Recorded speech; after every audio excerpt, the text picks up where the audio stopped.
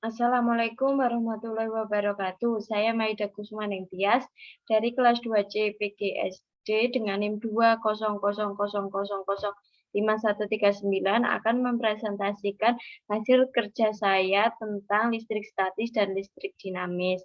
Ini dilakukan dari tanggal 16 April 2021 sampai dengan 17 April 2021. Jam pelaksanaannya yaitu saya lakukan pada pukul 13 sampai dengan selesai. Jadwal pelaksanaannya yaitu sebagai berikut. Merangkai listrik di bed dan mengerjakan LKM yaitu sama saya lakukan pada hari Jumat 16 April 2021. Selanjutnya saya akan menjelaskan tentang tujuannya. Tujuannya yaitu yang pertama, merancang rangkaian listrik sederhana. 2. Menghitung besar arus listrik dalam kawat penghantar. 3. Menganalisis hubungan antara kuat arus dan beda potensial listrik. Yang keempat, menghitung energi dan daya listrik. Yang kelima, menghitung biaya pemakaian listrik. Selanjutnya yaitu alat dan bahan. Yang pertama yaitu simulasi PET, kabel, baterai, lampu, dan ampermeter. Selanjutnya saya juga akan menjelaskan tentang prosedur kerja. Prosedur kerja kegiatan 1 yaitu membuat rangkaian tertutup dan terbuka. Yang pertama, pelajari tutorial penggunaan simulasi PET. Yang kedua, buka aplikasi PET. Yang ketiga, rancang susunan komponen kabel, baterai, dan lampu menggunakan aplikasi PET sehingga lampu dapat menyala. Yang keempat, capture rangkaian dengan lampu menyala dan rangkaian yang tidak menyalakan lampu bandingkan keduanya. 5. Bandingkan aliran elektron pada kedua rangkaian tersebut. Tuliskan hasilnya di tabel pengamatan. Yang keenam, klik tampilan arus konvensional, amati arah arusnya dan tuliskan hasil pengamatan. Kegiatan 2 yaitu mengukur kuat arus listrik. Yang pertama, pada kegiatan 1 telah berhasil menyusun listrik yang dapat menyala lampu. Gunakan rangkaian ini untuk mengerjakan langkah 2. Selanjutnya, tambahkan ampermeter pada rangkaian, lalu ukur kuat arus listriknya dan amati nyala lampu, kemudian tulis pada tabel hasil pengamatan. Yang ketiga, capture rangkaian dan beri nama rangkaian A sampai seterusnya. Yang keempat, lakukan modifikasi terhadap rangkaian A dengan cara menambahkan jumlah tegangan pada baterai, yaitu 1,5 volt, 3 volt, 4,5 volt, dan 9 volt. Beri nama rangkaian B, C, dan E. D dan E. 5. Ulangi langkah 2 dan 3 pada setiap rangkaian. 6. Hilangkan baterai dari rangkaian, kemudian sambungkan kabel dan tutup saklar, amati keadaan lampu dan saklar. Yang terakhir yaitu kegiatan 3, rangkaian seri dan paralel. Buka aplikasi PET, kemudian rangkailah alat perjalanan yang terdapat pada virtual laboratory PET seperti gambar rangkaian di bawah ini, yaitu kita harus merangkai 3 rangkaian ini sama seperti gambar. Selanjutnya yaitu pasangkan ampermeter dan voltmeter secara bergantian untuk mengukur besarnya kuat arus dan tegangan listrik. Yang selanjutnya, tuliskan hasil pengukuran pada hasil pengamatan. Yang terakhir yaitu tentukan daya dan energi pada setiap rangkaian menggunakan formula yang tertera pada tabel hasil pengamatan. Selanjutnya, saya juga akan menjelaskan tentang hasil pengamatan kerja saya, yaitu kegiatan 1. Ini adalah foto rangkaian dengan lampu menyala dan rangkaian dengan lampu tidak menyala. Yang pertama yaitu ini dengan saklar tertutup sehingga menyebabkan lampu menyala. Ini adalah aliran elektron yang mengalir dari kutub negatif ke kutub positif. Dan yang sebelahnya adalah rangkaian tidak menyala, yaitu dengan saklar terbuka. Yang di bawahnya yaitu sama, rangkaian tertutup dan lampu dapat menyala. Ini adalah aliran konvensional. Yang kedua, arah elektron. Arah elektron pada lampu menyala yaitu mengalir dari potensial rendah ke potensial tinggi atau dari kutub negatif ke kutub positif. Selain itu juga terdapat rangkaian elektron yang mengalir ke komponen sehingga menyebabkan lampu menyala. Sedangkan arah elektron pada lampu tidak menyala yaitu tidak terdapat aliran elektron yang mengalir atau berhenti bergerak sehingga tidak dapat menyala.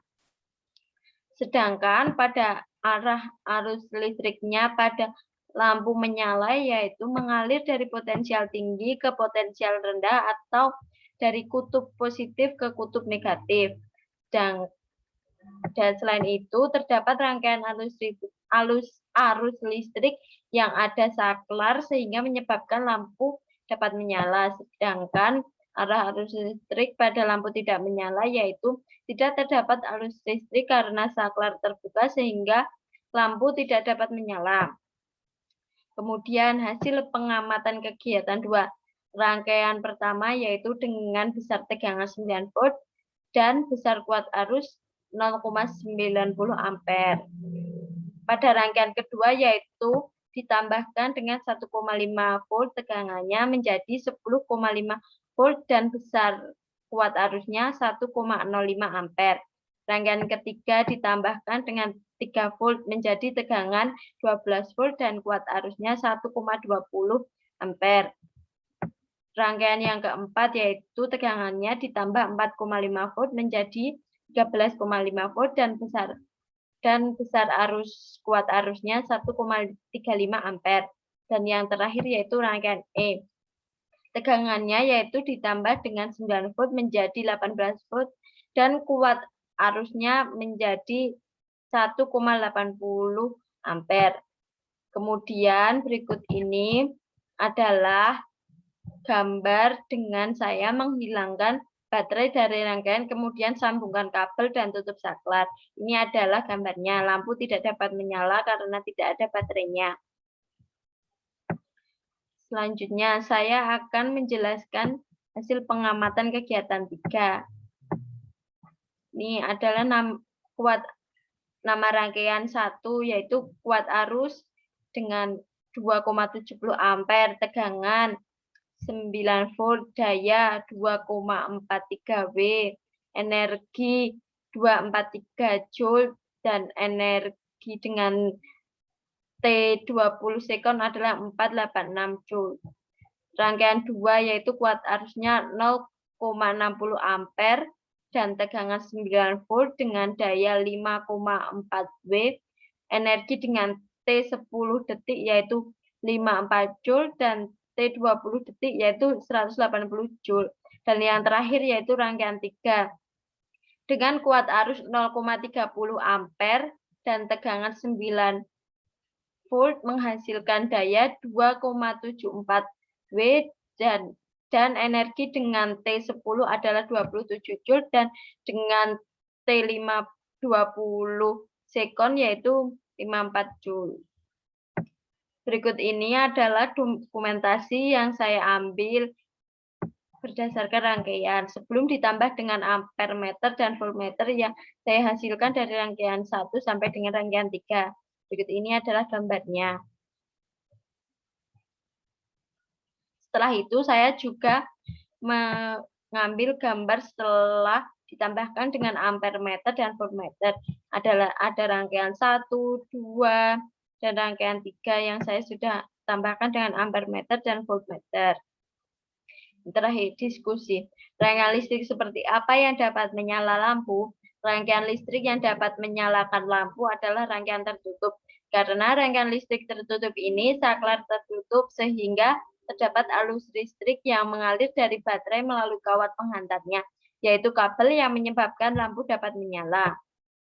Selanjutnya, bagaimana hubungan antara aliran elektron, aliran arus listrik, dan nyala lampu pada rangkaian tertutup? Hubungannya yaitu aliran elektron ini yang ada di dalam kawat penghantar atau kabel mengalir dari kutub negatif ke kutub positif. Aliran elektron ini bergerak atau mengalir dari kutub negatif ke kutub positif melewati lampu, yang hal itu dapat menjadikan arus listrik sehingga lampu dapat menyala.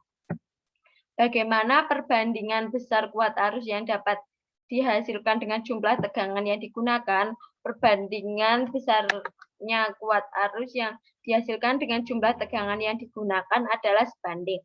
karena berdasarkan dengan hukum Ohm yang berbunyi besarnya arus listrik yang mengalir sebanding dengan besarnya beda potensial atau tegangan. Untuk sementara, tegangan dan beda potensial dianggap sama walaupun sebenarnya keduanya secara konsep berbeda. Secara matematika dituliskan I sebanding dengan V atau V sebanding dengan I.